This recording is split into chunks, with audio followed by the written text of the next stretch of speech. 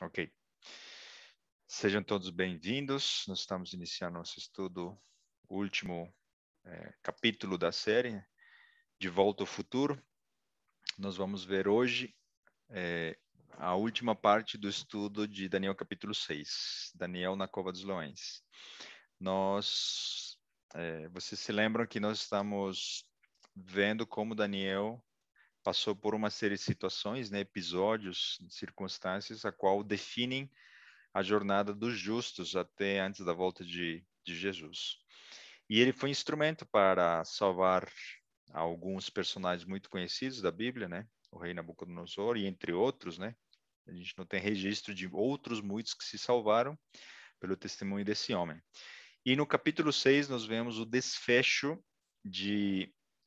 e a congruência de todos os episódios que nós vimos até aqui. Então é como se Daniel 6 resumisse todas as etapas na última fase da vida desse homem. Ele já estava com 85 anos.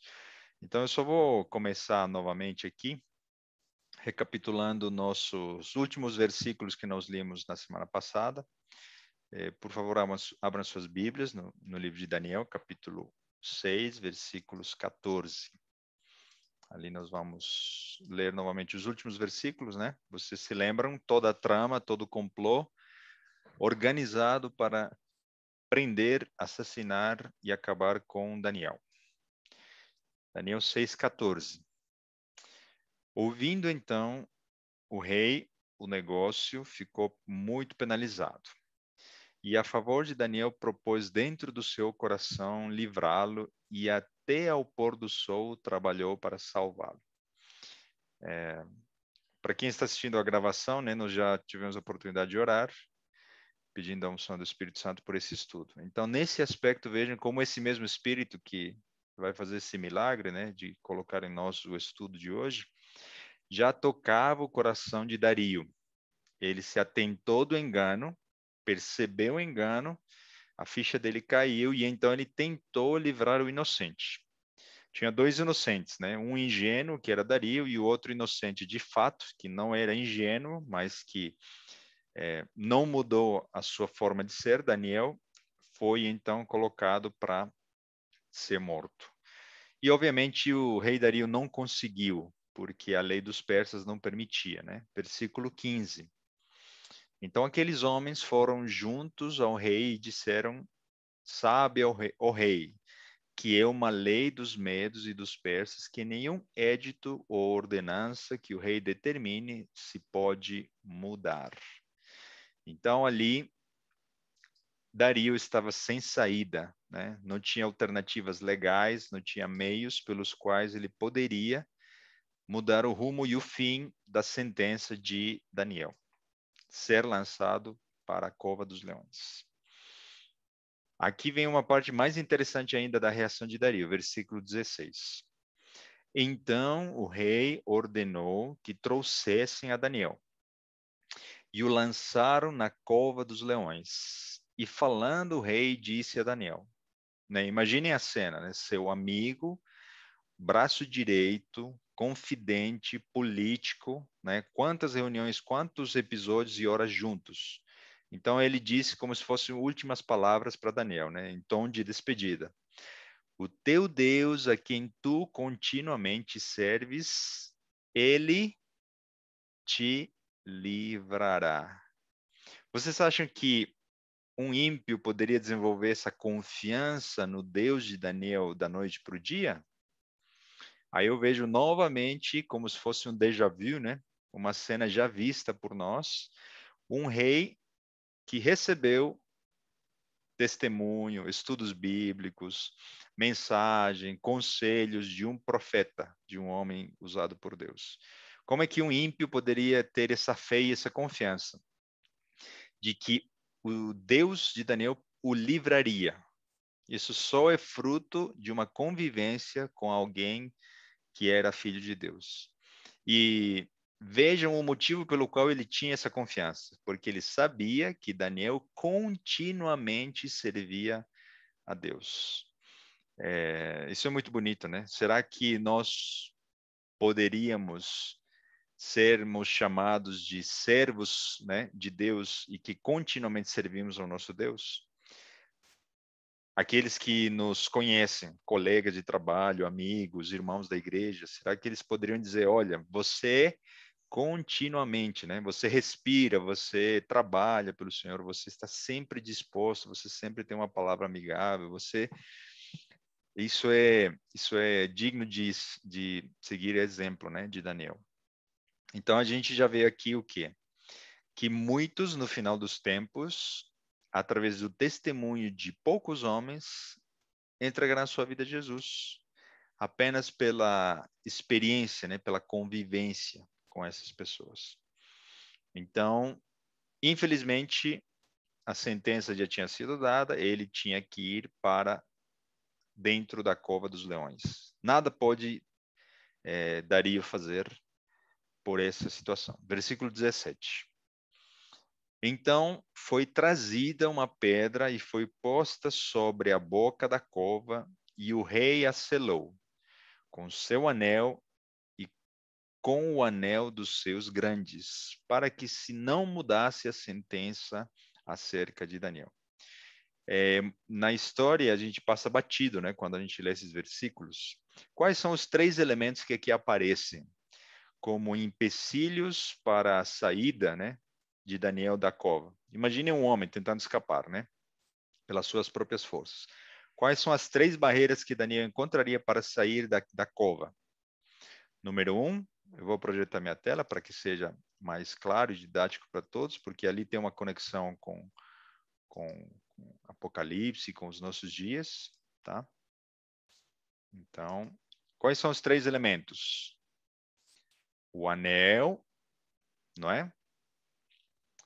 Do rei Dario, a pedra que foi colocada e o selo, né, dos anéis dos príncipes ou dos grandes de Dario. Então, quais são essas 3 barreiras, né? Pedra, selo do rei e o selo dos anéis dos grandes. Alguma dessas 3 impediu que Daniel fosse liberto? Nenhuma, né? O anjo do Senhor foi muito mais poderoso do que qualquer uma dessas 3 barreiras.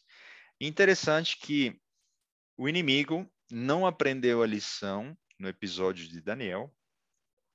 Ele tentou colocar essas 3 barreiras, né? Um selo de autoridade do rei, dos governadores, e é uma pedra. E no episódio do túmulo, né, de Jesus, quando Jesus morreu e foi colocado num sepulcro, quais foram as 3 barreiras que teoricamente poderiam impedir a saída de Jesus, caso ele ressuscitasse? Por, entre aspas, coincidência, o inimigo novamente tentou 3 barreiras: uma pedra, um selo romano, né?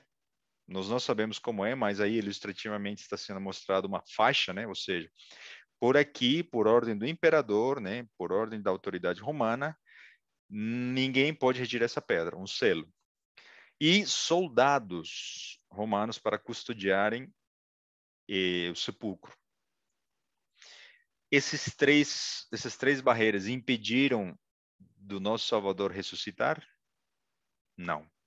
Novamente, o inimigo foi derrotado, porque as suas ferramentas, elas é como se fosse, né, nada em comparação ao poder que emanou de dentro do túmulo no momento da ressurreição do nosso Salvador. No passado foi um anjo que impediu e fechou a boca dos leões para salvar Daniel, e foi um anjo que foi para fora do túmulo e proferiu as seguintes palavras, né? O teu pai te chama, falando ao filho, em resposta à oração dele, né? Pai, por que me abandonaste? 3 dias depois, o pai de Jesus confere uma resposta, chamando-o de volta da morte para a ressurreição.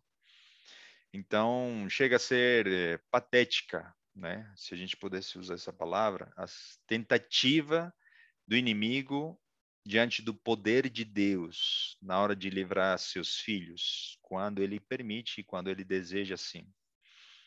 Então, e aí surge a pergunta, né? Quais serão os 3 elementos, as 3 barreiras, as 3 ferramentas de Satanás que vão tentar impedir que os justos sejam colocados no cárcere, na prisão, ou mesmo recebam uma ameaça de morte e a execução, uma condenação de morte.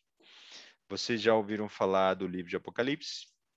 No livro de Apocalipse se identificam 3 ferramentas, invenções de Satanás para perseguir o povo de Deus. Desde os primeiros descendentes de Adão, o inimigo está perseguindo aqueles que são filhos de Deus, porque ele detesta, né, esses que são fiéis para com Deus, e então ele criou ferramentas para poder perseguir. Ele nunca faz uma perseguição direta, né? Sempre usa os mecanismos humanos, aqueles que conseguem enganar e trazer para junto de si.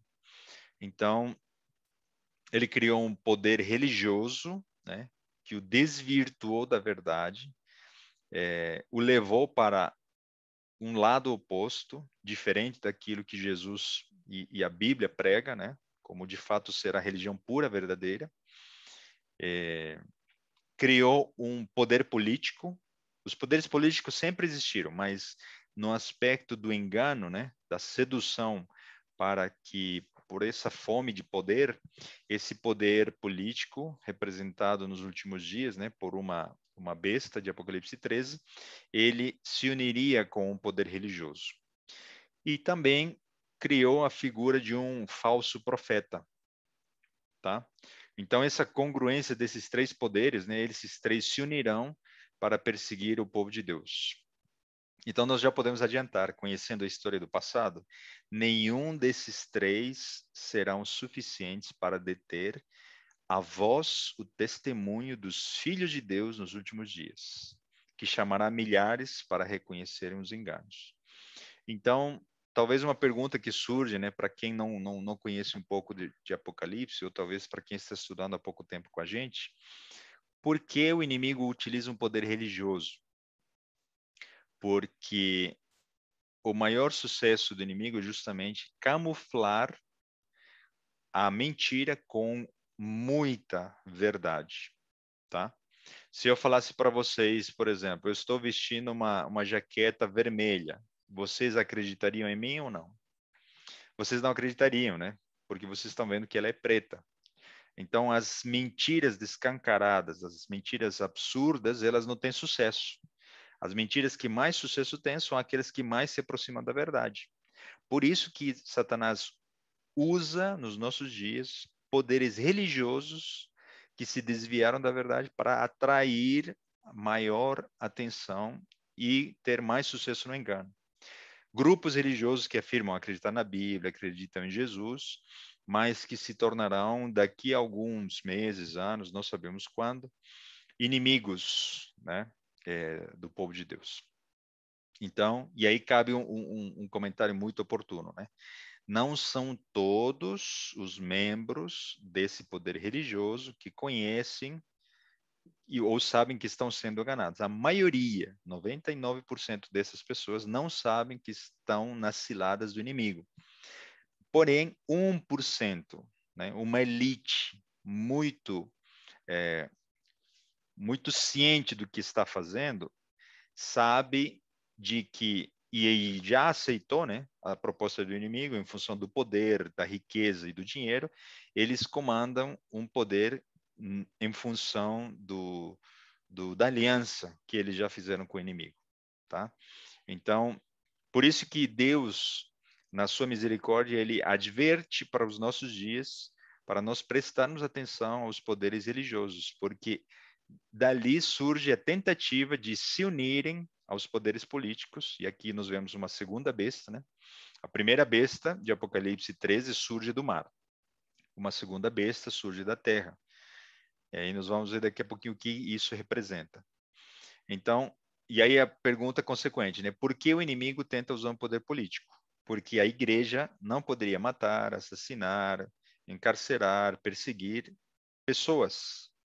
Então, ela vai usar do exército, da polícia, dos meios legais que os governos possuem para executar o desejo do inimigo, de acabar, perseguir os filhos de Deus. Então, desde Caim matando seu irmão, nos últimos dias, nossos irmãos em Cristo, entre aspas, se tornarão nossos maiores inimigos. E nós vamos explicar um pouquinho, se tivermos oportunidade, quais são as razões e tentativas que levam a essas pessoas, né, ditas cristãs realizarem essa perseguição. E uma última ferramenta é justamente o falso profeta, na figura de um protestantismo apostatado. Deus teve um propósito, né, quando chamou Martim Lutero para promover uma reforma. Então, ali surgiu o protestantismo, para protestar contra a Igreja Católica que vendia indulgências, perdão, manipulava os reis na Idade Média, né? Perseguia as mulheres, muitas das vezes tratando elas como bruxas só para achar um motivo para poder assassinar mulheres, né? Que na verdade não tinha nada a ver com a situação. Perseguiram muitos cristãos, queimaram, assassinaram. E Deus suscitou, né? Levantou um grupo de pessoas, John Wycliffe, Jerônimo, Martinho Lutero, Calvino.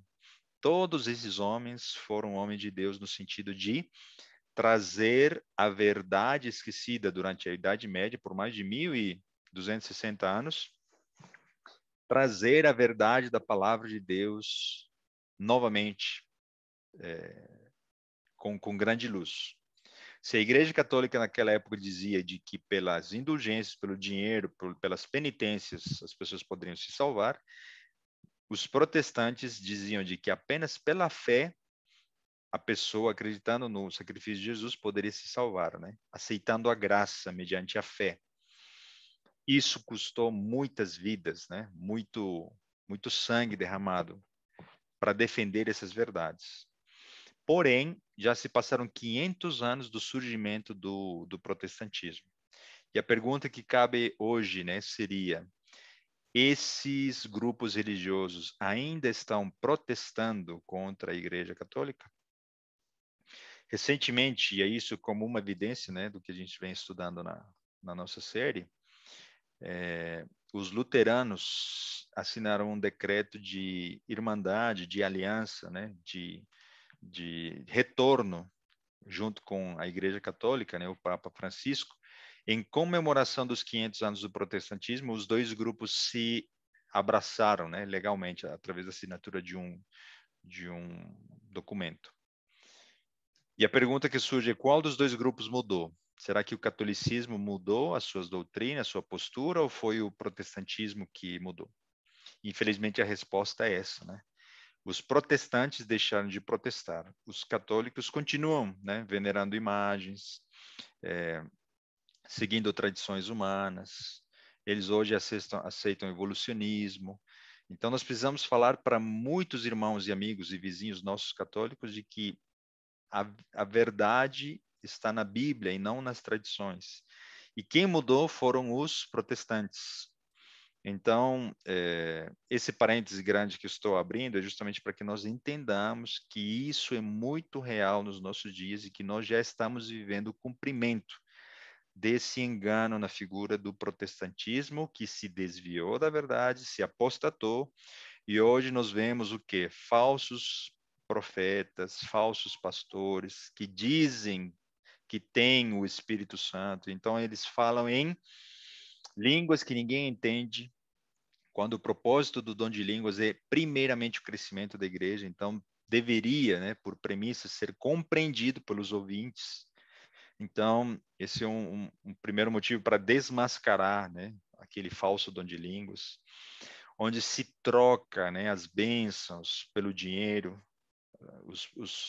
Esses homens estão mais preocupados com a ganância, com o lucro, com os dízimos para receberem dessas pessoas, do que pela salvação das pessoas, né? Então se montam cenários, palcos, teatros para mostrar de que existem milagres. E existem vários testemunhos na internet, vocês podem achar por aí, de cantores gospel que abandonaram esse mundo e ali eles afirmam dizer de que é um mundo totalmente diferente, é um mundo escuro, esse chamado protestantismo. E, inspirada por Deus, Ellen White disse, né, de que o problema dos que iniciaram o protestantismo é que eles pararam, né, a reforma, pararam de protestar. Eles se acomodaram, como a perseguição terminou, então eles hoje são mais próximos daquele grupo que um dia os levou a protestar do que os levou a surgir como grupo, né, cristão. Então, o inimigo só consegue perseguir aos filhos de Deus quando ele consegue unir um poder religioso com um poder político. Essa união é ilícita. Jesus estabeleceu o princípio da separação da igreja e do Estado.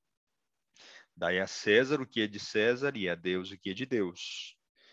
Quando os dois poderes se unem, então se criam leis que obrigam as pessoas a adorar ao igreja que está aliada ao governo, né? Então, se Deus não impediu a Adão e Eva de o rejeitarem, ele nunca vai impedir de que você tenha liberdade de expressão e de culto. Você é livre de acreditar nele ou desacreditar, amá-lo ou rejeitá-lo. Então, se manifesta a sua ira quando um ser humano, uma criatura, obriga a outra a seguir uma determinada religião, um determinado mandamento ou uma determinada situação. Deus nos deu a liberdade e ele vai manifestar a sua ira quando governos instigados por falsas religiões criarem leis para adorarem mandamentos que ele não deu. Então, eu queria que vocês entendessem isso muito bem, né?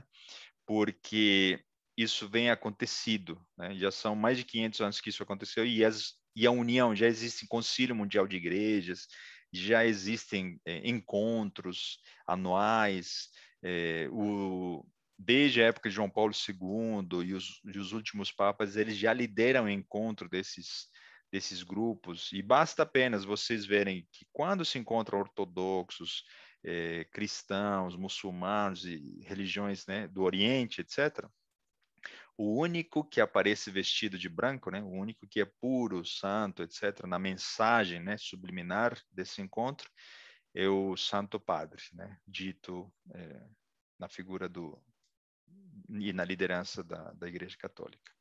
Todos os outros, até pela cor, reconhecem de que o líder, né, moral daquele encontro é a Igreja Católica, o líder da Igreja Católica. Então, isso breve vai ocorrer. E eu estou já falando de forma aberta, direta e clara. Por quê? Porque nós já estudamos Daniel 3, né? Episódios que nos mostram de que a união entre os confabuladores e Dario é uma réplica pálida do que ainda vai ocorrer nos últimos dias. E de forma clara, aberta, você pode estudar através do estudo livre de Apocalipse, usando a simbologia de fato. Nós estamos hoje apenas estudando histórias do passado, né? E tentando dar uma pincelada para vocês, né, em relação ao que Apocalipse fala. O que diz Apocalipse 13, 1 a 3? E eu pus-me sobre a areia do mar e vi subir do mar uma besta que tinha 7 cabeças e 10 chifres, e sobre os seus chifres 10 diademas, e sobre as suas cabeças um nome de blasfêmia. E vi uma das suas cabeças como ferida de morte, e a sua chaga mortal foi curada, e toda a terra se maravilhou após a besta. Cada um desses símbolos nós poderíamos comentar uns 5 minutos. Não é o objetivo agora. Mas aqui nós queremos só dizer que esse poder é representado por essa igreja, que sobe e surge do mar. O que representa, na linguagem simbólica das profecias, o mar? Representam povos, multidões, nações, tribos e línguas, locais habitados. Então, a igreja, né, romana, né, na fase papal, ela surgiu na Europa, né, um local que sempre, né, existiu gente, população. Esse aqui é uma ilustração só como prova do que eu estou falando, né? Quando em 2015, se não me engano, não lembro o ano, Francisco veio visitar o Brasil. E essa é a praia de Copacabana, onde se encontram as multidões, nações, povos e línguas, né? Olha a quantidade de gente Só com o que... Papa Francisco? Isso foi quando Francisco veio ao Brasil. Essa é a É o Papa foto aí do Rio Francisco, de né? Janeiro. Francisco. Uhum. Então, e aí tem outros, né? Outras ilustrações que são prova clara de que multidões, né? Simpatizam com esse movimento religioso. E a maioria delas, muitas vezes, não sabe por quê, por tradição, é porque se identificam, né? Com a família, com a educação que receberam, enfim. Vocês percebem de que a grande maioria dessas pessoas são pessoas sinceras, honestas, que basta o testemunho de Daniéis, né, dos últimos dias, para que elas reconheçam o engano. E é por isso que você está sendo preparado para ser um Daniel do futuro, né, através do estudo dessa série. O livro de Apocalipse continua descrevendo o segundo poder político. E vi subir da terra outra besta que tinha 2 chifres, semelhantes aos de um cordeiro. Então, em oposição à primeira, que surge de um local muito habitado, né, a Europa, essa segunda besta surge de um local inabitado. A Terra representa um lugar inóspito, né, onde não tem mar, não tem água. Então, não tem população, não tem gente, não tem pessoas. E tinha 2 chifres semelhantes ao de um cordeiro. Apocalipse 12, Apocalipse 13, principalmente, nos ajuda a identificar. Eu estou resumindo, assim, vários e vários argumentos, né? E nos ajuda a identificar que esse poder surgiu num local inabitado, quando na América, né? Quando se descobriu a América, não existia, né, praticamente população nenhuma. E ali surgiu um país, né, que ao longo da sua história foi ganhando muita força e hoje é a nação mais poderosa do mundo, né? Já são várias décadas, né? Então, essa ilustração, né? Porque que apareceu uma besta, um animal que tem 2 chifres, como de cordeiro, representa aos Estados Unidos. E aí nós vamos falar agora, vamos fazer uma conexão sobre esses 2 chifres. Por que aparece, né, a palavra cordeiro? Se você pega a sua concordância no livro de Apocalipse e você procura onde aparece a palavra cordeiro, em Apocalipse todo apenas fala que cordeiro representa Jesus, ok?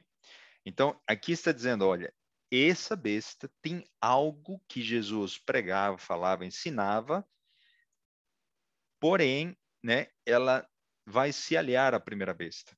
Então, ou seja, essa besta tem 2 características positivas, esses 2 chifres, tá?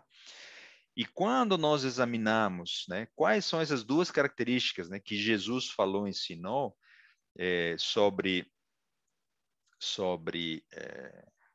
na vida dele e que se relaciona, obviamente, com os Estados Unidos, porque os outros símbolos nos ajudam a entender de que essa besta é representada pelos Estados Unidos, nós podemos descrever de que a base, né, o fundamento da Constituição americana se encontram em 2 pilares. O primeiro pilar, né, resumidamente, os 2 pilares defendem a liberdade. A América, né, os Estados Unidos surgiram pregando liberdade. Os cristãos que estavam sendo perseguidos pela Igreja Católica na Europa fugiram e foram as primeiras famílias que colonizaram os Estados Unidos. Irlandeses, né, ingleses, calvinistas, europeus que fugiram, suíços, e essas pessoas de bem fundaram um país e eles, justamente por causa da perseguição, do sofrimento, da separação das suas famílias, eles disseram: nós temos a oportunidade, Deus está nos concedendo a oportunidade de fundar uma nação. Então, se nós fugimos da Europa por causa da intolerância religiosa, nós vamos criar um país que tenha na sua base, no seu fundamento, liberdade. E esses 2 chifres constituem justamente as 2 características dessa liberdade. Primeiro deles, o governo americano não deve obrigar ninguém e impedir a sua liberdade de expressão e culto. Ou seja, qualquer americano é livre de acreditar, né, e crer naquilo que ele achar conveniente. E por isso, inclusive, hoje, tem gente nos Estados Unidos que acredita em Satanás. E existe, inclusive, a igreja, né, de Satanás, como prova de que essa liberdade existe. Tá? Qual é a segunda? É decorrente da questão da liberdade, o segundo pilar. É que todo cidadão americano é livre de expressar, né, a sua fé e a sua crença, aquela que escolheu, né, como resultado do primeiro pilar.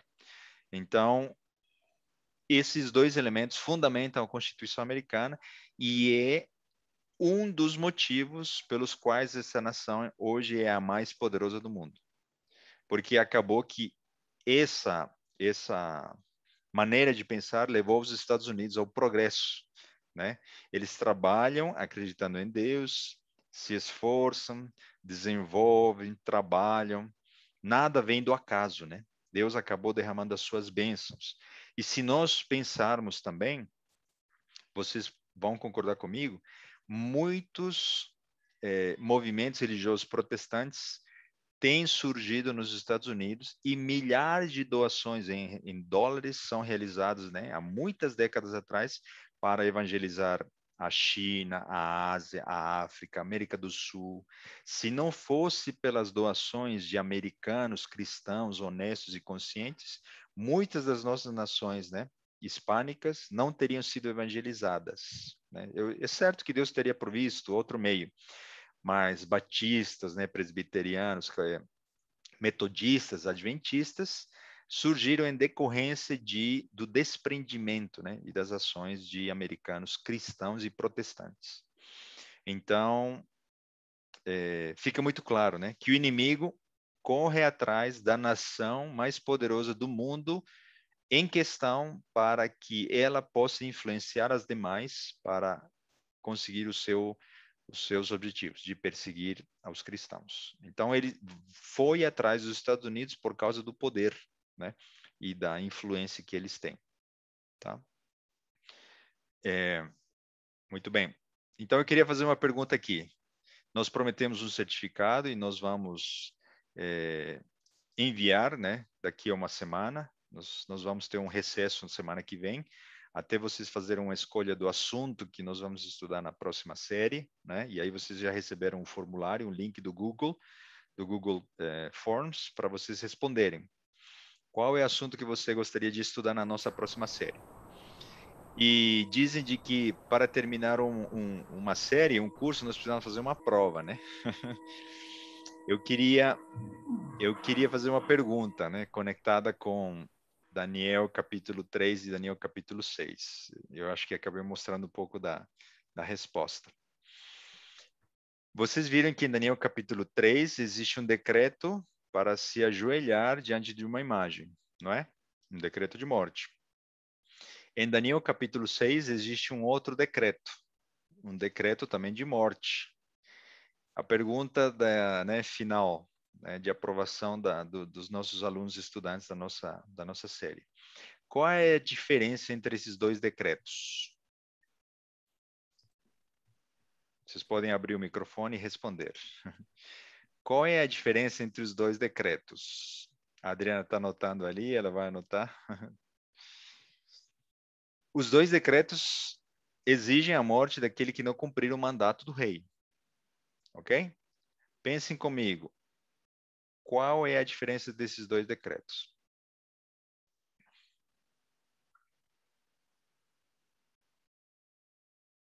Eu estou dando uma dica muito, muito forte. Tem a ver com os dois pilares dos Estados Unidos que constituem os dois chifres dessa besta, simbolicamente falando. Alguém gostaria de dar pelo menos um palpite? Micael, eu sei que você... O Anselmo já levantou a mão lá, ó. Por favor, Ô, Anselmo, então. John, não me condena, não? Não se Eu preocupe. vou, eu vou arriscar aqui, tá? Eu acho que tem a ver com, na época, com o poder, né? Nabucodonosor era uma das regiões mais poderosas da época. E hoje os Estados Unidos também é uma das potências, é uma das regiões mais poderosas. Alguma coisa nesse sentido? Ok. Foi por um bom caminho, né? Mas não chegou lá.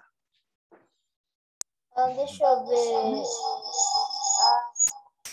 Tá com eco o seu microfone, Peraí. Rafael. Então a pergunta é: qual é a diferença dos dois decretos? O decreto da imagem de Daniel 3 e o decreto da cova dos leões de Daniel 6.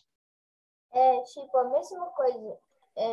Se você não reverenciar tanto a imagem de Nabucodonosor, tanto o decreto que ele mandou jogar na Copa dos Leões, eu acho que isso significa que ele está se exaltando com poder. Porque eu acho que se não obedecer, você leva ferro, entendeu? Acho que é tipo isso, mais ou menos isso. Ok. Tipo, a soberania total. Está quase lá, quase lá. Eu vou dar a resposta mais pela questão do tempo, tá bom? Primeiro, o decreto de Daniel 3 obriga a você adotar uma falsa religião, correto? Essa é a característica do decreto de Daniel 3. O decreto de Daniel 6 era para que Daniel e nenhum cidadão do Império Medo-Persa exercesse a sua religião durante 30 dias. Lembram-se? Pelo período de 30 dias, ninguém poderá orar a não ser a Dario. Então, um obriga a seguir a religião do império e a segunda exige que você não exerça a sua religião. Perceberam a diferença? E essa diferença justamente são as características dos dois chifres de Apocalipse. Por quê? Porque os Estados Unidos, primeiro, te permite que você escolha qualquer religião que você quiser. E a segunda, o Estado não vai exigir que você adote a religião, porque o Estado é isento de qualquer religião. É laico, né? Acho que esse é o termo que se usa. Então, o Estado, por premissa nos Estados Unidos, é laico. Não tem religião, justamente para que eles não favoreçam, nem nas normas de religião, de saúde, em nenhum tipo de lei, a qualquer religião. Perceberam a diferença? Então, Daniel capítulo 3 e Daniel capítulo 6 nos ajudam a identificar quais são os dois chifres da besta que surge da terra, que está identificada em Apocalipse 13 como sendo os Estados Unidos. Ok? Então, quando esses dois pilares da Constituição americana começarem a serem questionados e a ruírem, precisamos estar atentos, porque está muito próximo o momento em que essa Constituição será pisoteada. Ok? E eu vou dar só apenas um exemplo, né? Por causa da pandemia, o governo americano pode bem, através de uma liminar, né, de uma canetada, impedir que as pessoas sejam livres de irem à igreja, livres de irem a qualquer lugar. Então, só para dar um exemplo, né? Em todos os países praticamente da Terra, o direito de ir e vir foi pisoteado apenas pela justificativa, e boa justificativa, da pandemia. Então, por isso que a gente estava comentando, a pandemia abre precedente muito grande para que as leis, né, que por séculos, né, prevaleceram, elas sejam pisoteadas. Então, nós vemos aqui como isso vai ocorrer. E aí eu já faço uma aplicação em relação ao que está ocorrendo nos Estados Unidos.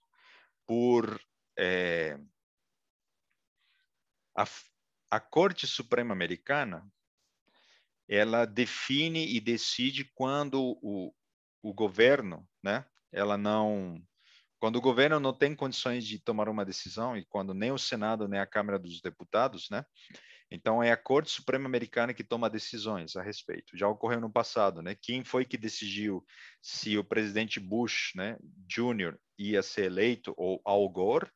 Não foi a democracia, não foram os americanos, não foi o voto democrático, foi uma Corte Suprema Americana. Então, quando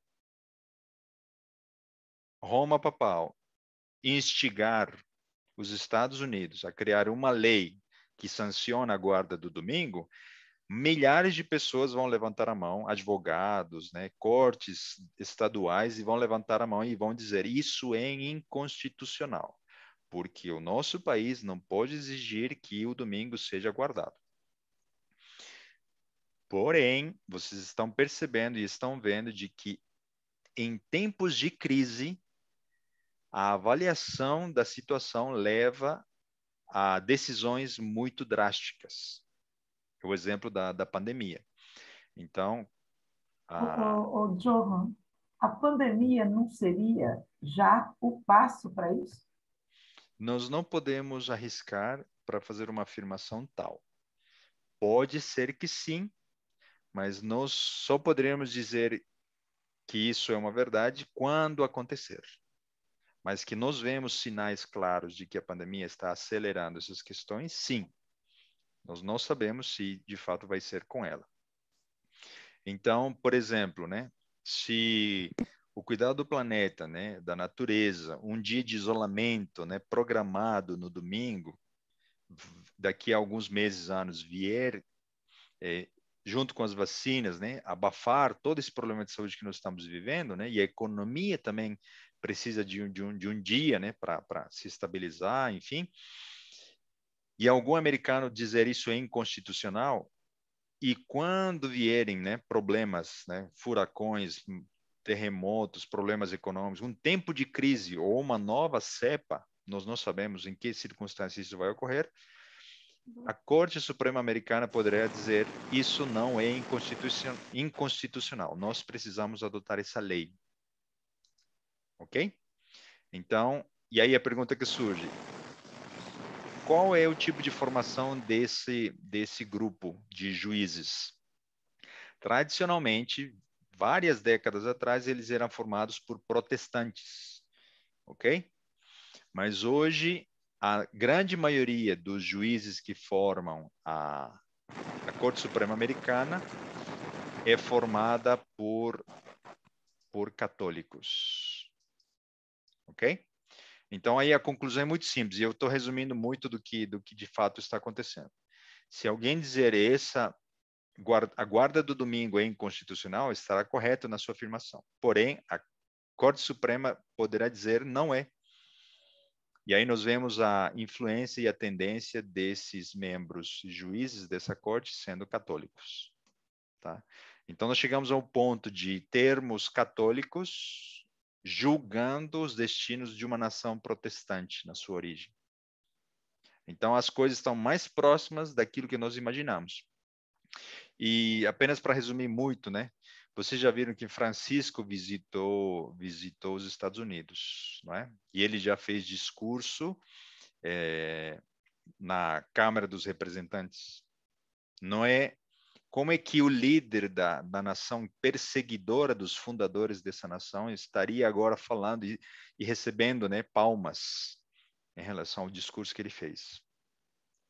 Ele visitou a terra de Maryland, não é? Ele fez um discurso diante de um povo aclamando, né, a visita e se alegrando com a visita de Francisco. Não foi à toa que ele escolheu a terra de Maria, Maryland, não é?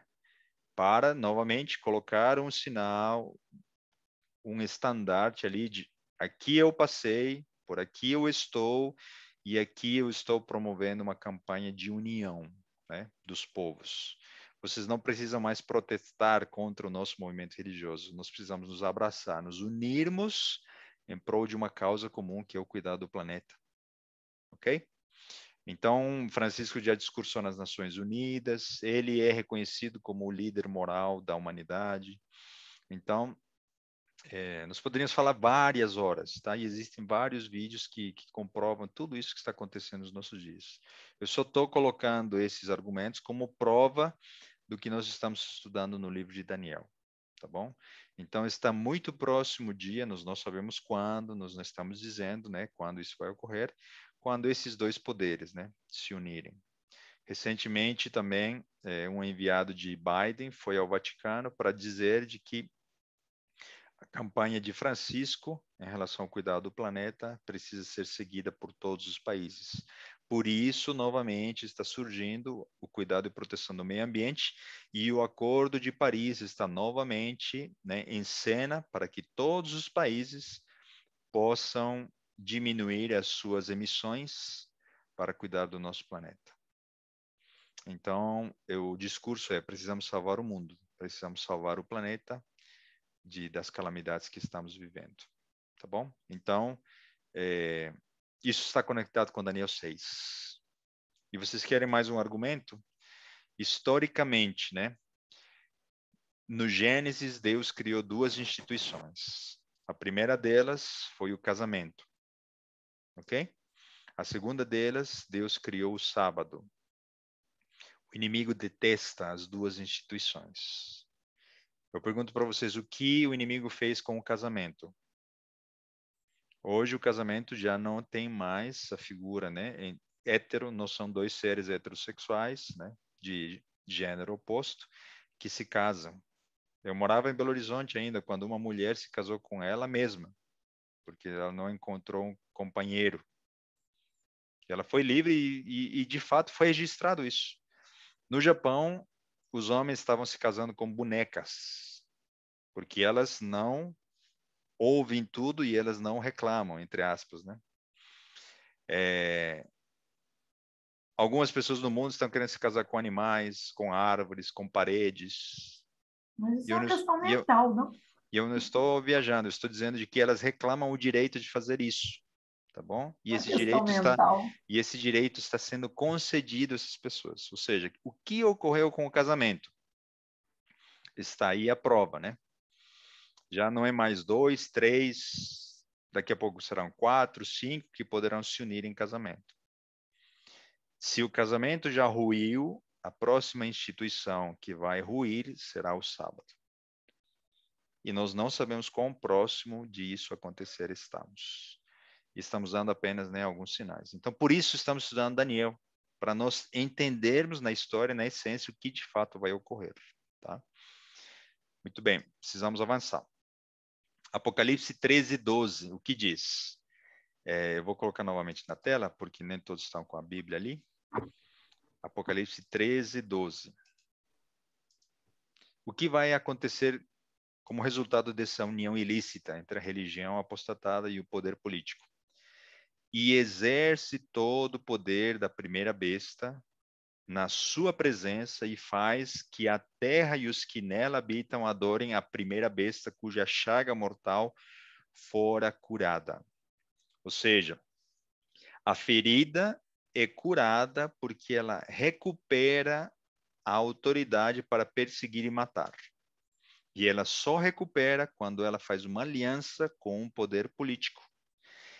Então, todas as nações do mundo seguirão o exemplo dos Estados Unidos e adotarão o sistema, né, um governo mundial e uma religião que promoverá a paz, união, amor, né, cuidado pelo planeta, num dia equivocado, num dia errado de adoração, não conforme o mandamento de Deus. Ok? Então, Apocalipse 13, 15 diz, né? E foi-lhe concedido que desse espírito à imagem da besta, para que também a imagem da besta falasse e fizesse que fossem mortos todos os que não adorassem a imagem da besta. Então, ali nós encerramos nosso parêntese apocalíptico, tá? Como essa união vai gerar frutos de perseguição. Voltemos para Daniel. Daniel capítulo 6, versículo 18. Já nos encaminhamos para o fim do nosso estudo. A Bíblia diz assim: então o rei dirigiu-se para o seu palácio e passou a noite em jejum e não deixou trazer à sua presença instrumentos de música e fugiu dele o sono. Então percebam que tão perturbado ficou Dario, né, por ter enviado à morte Daniel, e ele perdeu o sono. O interessante é que do lado de dentro da cova dos leões tinha um profeta, quem sabe, dormindo ao lado dos leões. E do lado de fora da cova tinha um rei perturbado com o seu sono. Qual será a característica dos justos nos últimos dias? Embora em prisões, embora perseguidos, eles terão o quê? Paz no coração, paz interior, porque eles estão, né, de acordo com os mandamentos de Deus, fazendo o que lhe agrada a Deus. E aqueles ímpios poderão ter riquezas, bem-estar, mas não terão paz interior. Então Daniel dorme na cova junto com os leões e o rei Nabucodonosor, e o rei Dario está perturbado. E essa paz só pode ser recebida, né, de Jesus. Minha paz, né, deixo-vos a paz, a minha paz vos dou. Palavras do nosso Salvador. E então ocorre o quê? O milagre, né? O milagre onde um anjo é enviado por Deus e ali ele fecha a boca dos leões. Daniel capítulo 6, versículo 19 e 22. E pela manhã, cedo, se levantou Dario, né? E foi com pressa à cova dos leões. E chegando-se à cova, chamou por Daniel, com voz triste. E falando o rei, disse a Daniel: Daniel, servo do Deus vivo, dar-se-á o caso que o teu Deus, a quem tu continuamente serves, tenha podido livrar-te dos leões? Então Daniel falou ao rei: Ó rei, vive para sempre. O meu Deus enviou o seu anjo e fechou a boca dos leões, para que não me fizesse dano, porque foi achada em mim inocência diante dele. E também contra ti, ó rei, não tenho cometido delito algum. O resultado, né, foi um testemunho dado ao rei Dario e a conversão dele. Eu acredito que ele estará no dia da ressurreição, né, para receber o galardão junto com o próprio Daniel. Daniel levou, né, aos pés de Cristo o seu amigo Dario. Versículo 23 a 24. Então o rei muito se alegrou em si mesmo e mandou tirar a Daniel da cova. Assim foi tirado Daniel da cova e nenhum dano se achou nele, porque crera no seu Deus. E ordenou o rei. E foram trazidos aqueles homens que tinham acusado a Daniel e foram lançados na cova dos leões. Eles, seus filhos e suas mulheres, e ainda não tinham chegado ao fundo da cova quando os leões se apoderaram deles e lhes esmigalharam todos os ossos. Uma vez alguém me perguntou e eu não tive uma resposta para isso, né? Mas depois eu fui perguntar para os estudiosos e para as fontes, por que foram enviados para a morte as mulheres, os filhos e as famílias desses homens? Tá? Então, antes de dar essa resposta, eu só queria dizer que o fim dos que conspiraram contra Daniel foi a morte. Quem mata a espada morrerá. Palavras de Jesus. Apocalipse 17 descreve o fim daqueles que perseguirão os justos. Será a morte que eles planejaram para os filhos de Deus. Tá bom? Então, nesse aspecto também Daniel se conecta com Apocalipse para descrever o fim dos poderes do mal.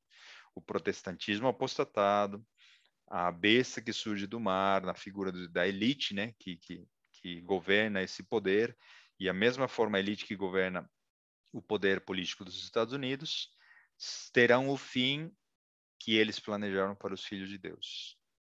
Quanto ao ímpio, as suas iniquidades o prenderão, e com as cordas do seu pecado será detido, afirma Provérbios 5:22. O justo é libertado da angústia, e vem o ímpio para o seu lugar. Provérbios 11:8. Provérbios 26:27 diz: o que cava uma cova cairá nela, e o que revolve a pedra, esta voltará a ele. Perceberam como quem planta, né, vai colher, né? E o que me chama muito a atenção desse episódio é, novamente, né? Parece que tudo está perdido, parece que o inimigo venceu, parece que Satanás teve sucesso, parece que os filhos de Deus vão morrer, parece que não tem saída. Porém, no último minuto, na hora mais escura da noite, e assim será nos últimos dias, Deus vai reverter uma aparente derrota na maior vitória de todas, a vitória contra o mal. E agora respondendo à pergunta, né? Por que foram lançados os familiares, né? As esposas, os filhos? O que eles tinham a ver com isso? Existe um precedente muito interessante no livro de Esther. Esther 5:14 conta a história de Amã, né? E diz assim: então lhe disseram Zeres, sua mulher e todos os seus amigos, façam uma forca de 50 côvados de altura e amanhã diz ao rei que nela seja enforcado Mardoqueu. E então entra, né, Amã alegre com o rei ao banquete. E este conselho bem pareceu a Amã, que mandou fazer a forca.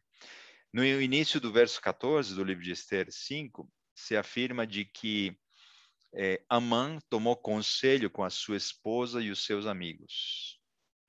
Então, não foi... Ele recebeu apoio de várias pessoas. Naquele tempo e naquela época, né, de Daniel, na época de Esther, etc., as decisões como essas eram tomadas em família. Tá bom? Então, eles não eram inocentes assim ao ponto de dizer o que o filho deles, né, desses que conspiraram contra Daniel, tinha a ver com o problema. Então, por isso é que eles são colocados juntos, né, com esses governadores na cova dos leões. E aí nós vemos de que é melhor confiar no Senhor até as últimas consequências, né, do que confiar no poder humano. Mateus 5:44, Jesus diz assim: eu, porém, vos digo, amai a vossos inimigos, bendizei os que vos maldizem, fazei bem aos que vos odeiam e orai pelos que vos maltratam e vos perseguem, para que sejais filhos de vosso Pai que está nos céus. Se dependesse de Daniel, talvez ele teria liberto, né, daquela sentença aqueles homens. Mas todos eles receberam inúmeras oportunidades através do testemunho de Daniel. Não foi por falta de oportunidades que esses homens pereceram e colheram nada mais do que eles planejaram. Eu pergunto para vocês, o livramento nos últimos dias acontecerá? Em alguns casos, sim. Pode ser que em outros, não. Nós não sabemos, né? A Bíblia tem histórias que mostram de que os cristãos morreram, né, na mão dos leões, quando os romanos os colocavam nos coliseus, né? E em outros casos, como de Daniel na fornalha, como Daniel, os amigos de Daniel na fornalha e Daniel na cova dos leões, eles foram libertos. Eu acredito que a mão protetora de Deus estará sobre os filhos fiéis, né, que se colocarem nas mãos de Deus para serem testemunho e luz. E dessa maneira nós chegamos ao fim da nossa série, dizendo de que o bem prevalecerá sobre o mal e que Deus será vencedor. O inimigo das almas será derrotado, todos os seus instrumentos serão destruídos e os filhos de Deus serão libertos. Passarão por dificuldade, por angústia, por provação, mas se você conhece o fim desde o começo e você sabe que por um curto tempo as coisas vão piorar, é melhor ficar do lado vencedor. Vocês não acham? Não só pela lógica humana, né? Deus já está mostrando que ele detém o conhecimento do futuro, então fique do lado vencedor. Agora, tem mais um detalhe que para mim faz toda a diferença. O lado vencedor é aquele que mais me amou, que entregou a sua vida por mim para me salvar e me resgatar. Então, eu não vou pela lógica humana, né, apenas. Eu vou como agradecimento e como gratidão e com alegria entrego a minha vida ao Senhor para dizer, embora eu não tenha condições, seja um humilde pecador, eu lhe peço forças para ser fiel no grande dia da aprovação, né? Então, todos nós estamos passando por uma dificuldade na pandemia, em maior ou menor grau, e eu sempre me lembro da história de Davi, né? Antes de Davi enfrentar o gigante, ele enfrentou ursos e enfrentou leões. Eu não sei se você está enfrentando um urso ou um leão, ou se já é um gigante que você está enfrentando. Mas eu sei que Deus tem um propósito para que você seja luz diante da família que você tem, das pessoas, dos amigos, para que essas pessoas conheçam também a verdade. Por isso nós temos a preocupação de divulgar o conteúdo, que você tenha acesso a ele, que você possa levar esses ensinos também a outras pessoas. Por isso, nós também temos o desejo de continuar a nossa série, né? Nós não sabemos o assunto, vocês terão a oportunidade de escolher o assunto. A Adriana já postou. E eu vou terminar aqui a gravação. Eu queria tirar uma dúvida com a Adriana. Claro. Tinha que colocar nome? Porque Tinha que colocar o quê? Nome? É. Não, Eu se você